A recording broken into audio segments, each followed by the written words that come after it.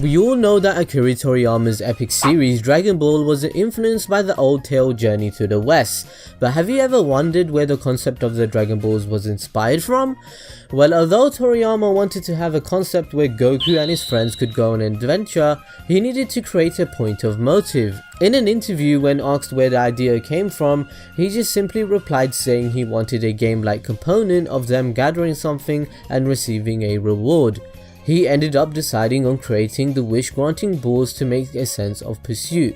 Although saying in an interview that he had no particular reason to creating 7 balls, in the Dragon Ball Boken special, Toriyama explains that there are 7 Dragon Balls and not 8 because he did not want any affiliations with the famous Edo-era Japanese novel Nanso Satami Haken Den, which roughly translates as the 8 Dog Chronicles, where in the original story there are 8 crystal ball beads which were created when Princess Fuse has sex with her father's demonically possessed dog, Yatsufusa.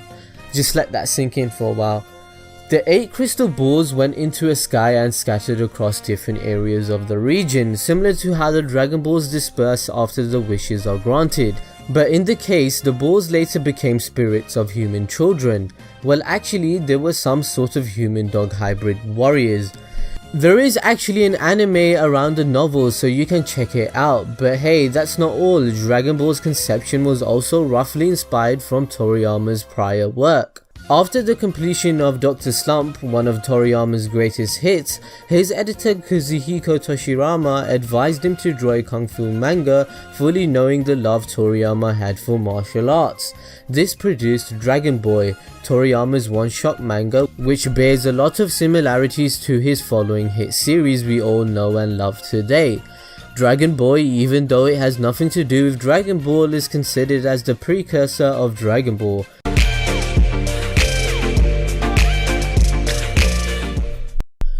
Akira Toriyama was heavily influenced by Western media, and he showed that throughout his Dragon Ball series. For instance, each of the Z Saga was inspired from a Western movie.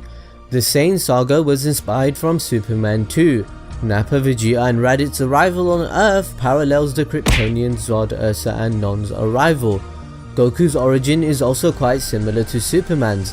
The main reason for Superman's voyage was because of the destruction of planet Krypton, mirroring the planet Vegeta. Superman's parents both decided for him to be sent to Earth for his survival. In Dragon Ball Minus, which we all know is canon from our previous video, Goku was intentionally sent to Earth by Bardock and Guinea to also keep him alive. Although this wasn't the case before the Z series, Toriyama even stated that the concept of Goku being an alien came to him after the conception of Vegeta. Initially, he had this giant ape transformation to be like one of a werewolf. The Frieza saga also has many influences, one of which was Star Wars. Toriyama loved Star Wars and had already sprinkled some Star Wars references throughout the series. His obsession with Star Wars also inspired him to create a Star Wars parody, which was the first manuscript that Toriyama sent to his editor, Torishima. Although the comparison between Frieza and Darth Vader seems diminutive, the whole concept of Frieza's Planet Trade Organization resonates with the Galactic Empire in Star Wars. Vader has his own Imperial Army, as does Frieza in the form of the Galactic Frieza Army, also known as the Frieza Force. That and the whole space and intergalactic adventure seems to scream Star Wars all over it. Other examples where references to Star Wars appears in Dragon Ball in the Red Ribbon Army arc when Goku goes to West City and visits Bulma. There's an imitation of the R2-D2 droid in her room. The R2-D2 droid is connected to a hover car that looks like Luke Skywalker's X-34 landspeeder vehicle. Behind them is the Imperial shuttle used for transporting the Emperor.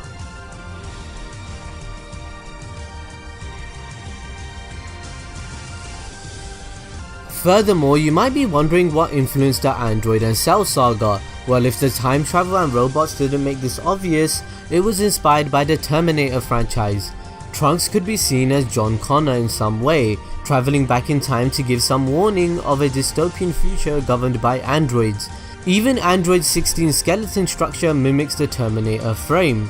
Although Toriyama was said to have already parodied Arnold's Terminator in Dragon Ball in the form of Major Metalotron, but 16's personality resembles the Terminator more, as he starts off as a mindless robot whose sole purpose is to kill the hero, but is later reprogrammed to help the humans fight against a bigger threat.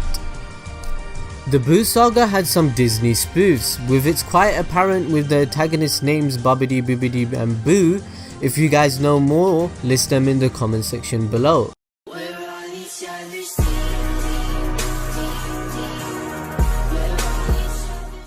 If you look carefully in the manga, you could notice Piccolo only has 4 fingers if you include his thumb, but in the anime he has 5 fingers. In the manga, Imperfect Cell has 3 fingers, but they revert it back to the 5-digit standard in the anime. This is also the case with Majin Buu. Buu has mitten hands in the manga, but is given human hands. Although it's quite funny how Toriyama drew all his main antagonists with a missing finger, it's quite weird that they portray them differently in the anime. This is a kind of mysterious change that makes us fans wonder whether or not the animators had done this on purpose. However, in actuality, this was a form of censorship.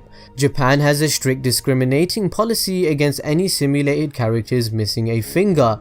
This is all due to the history of Japan's subclass meatpacking workers, who were typically looked down upon in their society. The expressive display of showing a missing fingered hand gesture intentionally directed at another came to mean that you were calling them a member of the meatpacking subclass, which was considered as an insult to some. The connection behind this with the meatpacking class was due to the work-related accidents. Some workers lost a finger, showing them a hand with a missing finger reminded them of their status and class, and it later became frequent to symbolically represent the subclass. However, there are certain groups of people in Japan who would like to see this history forgotten, and will challenge and can cause many problems in publications, and it can very likely end up in legal battle.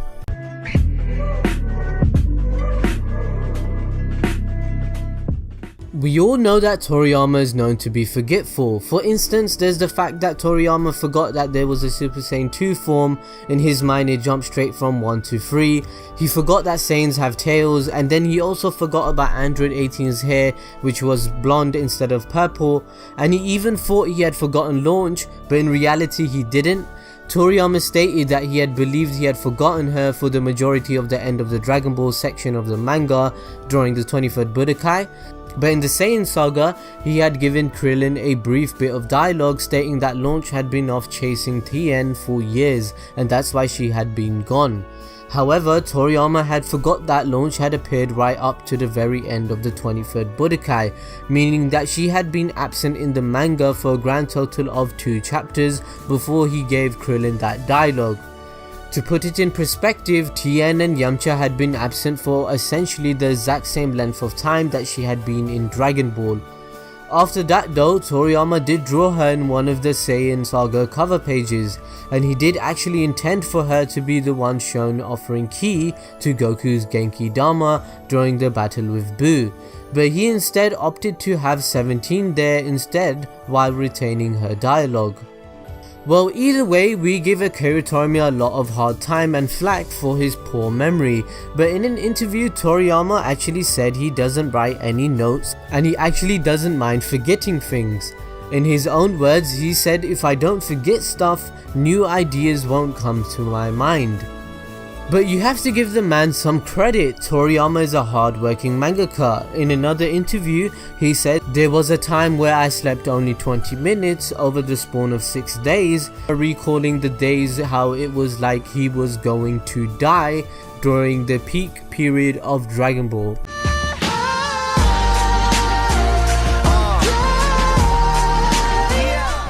Although Dragon Ball dabbled in the fair share of its fillers throughout the series, the anime stayed loyal to the manga. Well, apart from the censorship that is, most of what was in the manga ended up into the anime, but sometimes Toriyama decided to go the extra mile, and the violence became a little too extreme and brutal even for the anime.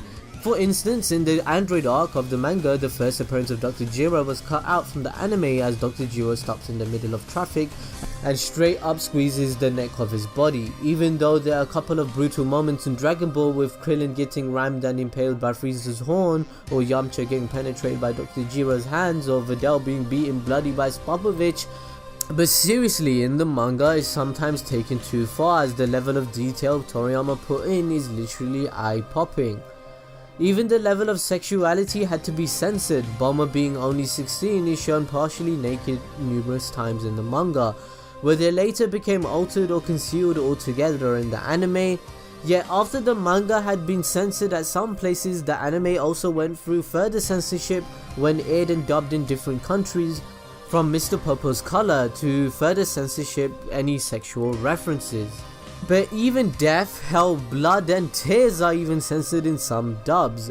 Goku's halo gets replaced with some weird bright light, hell becomes less hell and more of a home for the infinite losers, and guess what, no blood and tears went into any of this decision making. Some dubs in Thailand, for example, you can't even show Gohan transforming into an ape.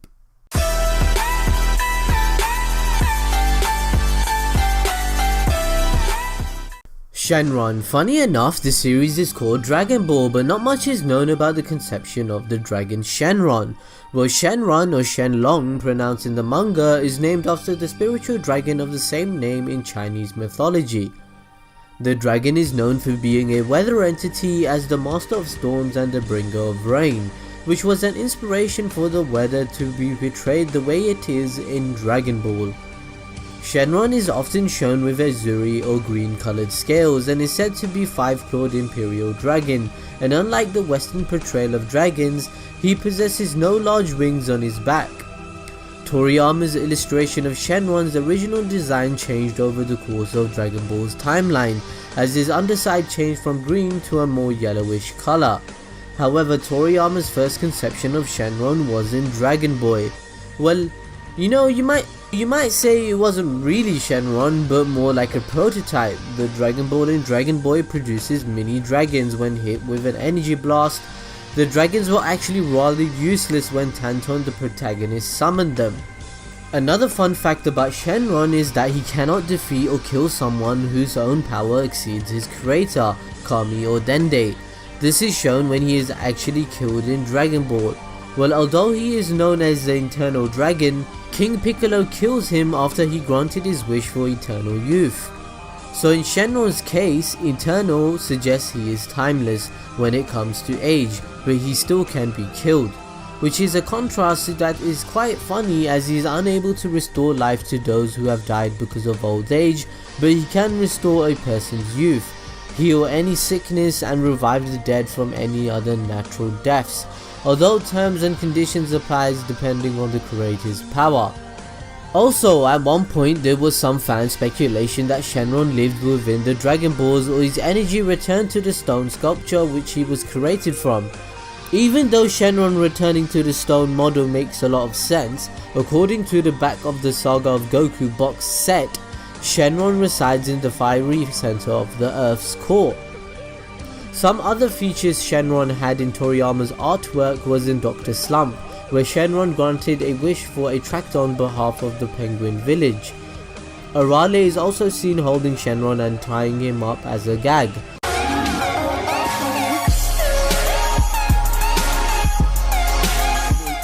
Now let's talk about the Genkidama, one of Goku's signature techniques that he has pretty much used in all of his fights. We all know what Kamehameha was inspired from, as we covered this in our 7 things you didn't know about Goku video. But what was Genkidama, aka the Spirit Bomb, inspired from? Genkidama is a Japanese term written in kanji and essentially connected with Taoism culture.